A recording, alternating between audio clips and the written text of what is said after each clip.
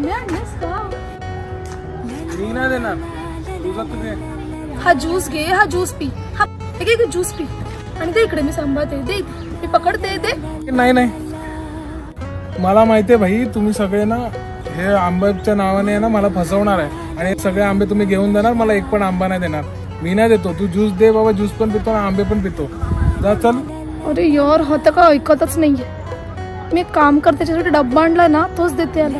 मला असे पण उकडीचे मोदक आवडतात ना, मी आणलेत.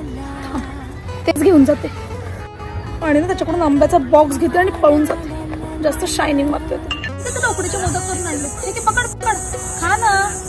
घे घे रे. अरे खा. भाई ही तुझी चाल आहे, मला माहिती आहे आंबे घेण्याची. मी कोणाला आंबे नाही देतो. तुझ्याकडे ठेव आणि खा.